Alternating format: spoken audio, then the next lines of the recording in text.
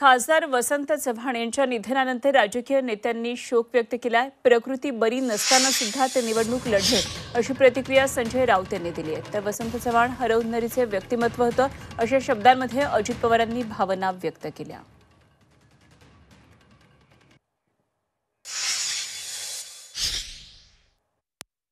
नांदेडला लागलेल्या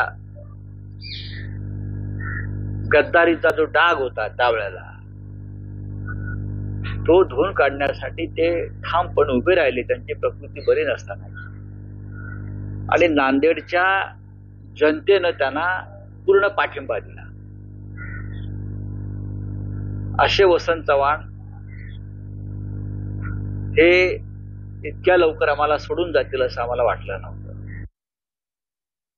हरवणारी व्यक्तिमत्व होतं, अतिशय साधा मनमिळाव अशा प्रकारचा वसंतरावचा स्वभाव होता।